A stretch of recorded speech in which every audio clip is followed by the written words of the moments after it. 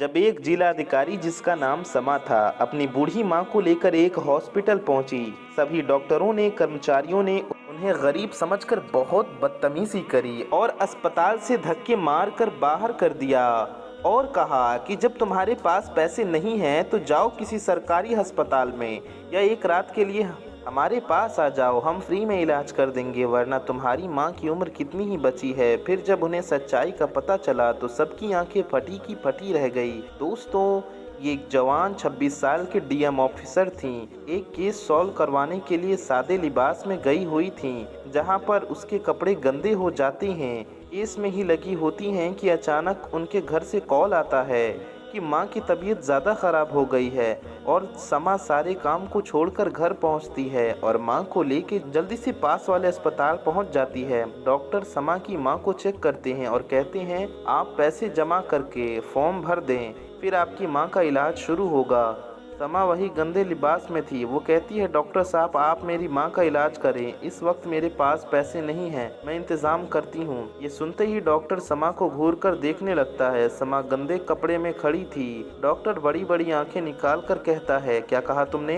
तुम्हारे पास पैसे नहीं हैं तो यहाँ क्या करने आई हो? तुम जैसे गरीब मुफ्त खोर का इलाज यहाँ पर नहीं होता। समा कहती है डॉक्टर साहब मेरी माँ की तबीयत ठीक नहीं है, इमरजेंसी में मैं जल्दी से चली आई, पैसे आ जाएंगे, आप मेरी माँ का इलाज करें। इतने में एक नर्स बोल उठती है जब पैसों का इंतज़ाम नहीं था तो किसी सरकारी अस्पताल में जाना था, यहाँ फ्री का इलाज नहीं होता। समा कहती है मेरे पास पैसे हैं, आप मेहरबानी करके इलाज करना शुरू कर दें। इतने में एक आदमी जो वहाँ का कर्मचारी है बोल उठता है अरे मैडम इतनी जवान हो, मेरे पास आ जाओ, सारे पैसे मैं भर दूंगा। ये सुनते ही समा को बहुत ज़्यादा गुस्सा आता है। वो उस कर्मचारी को एक थप्पड़ जड़ देती है। डॉक्टर कहता है इसे और इसकी बूढ़ी माँ को यहाँ से धक्के मार कर बाहर करो। वैसे ही तुम्हारी माँ की अब ज़्यादा उम्र नहीं बची, वैसे भी ये बुढ़िया जिंदा रहकर क्या कर लेगी। समा को बहुत ज़्यादा गुस्सा आता है कि इतने में हॉस्पिटल के बाहर पुलिस की बहुत सारी गाड़ियों की लाइन लग जाती है।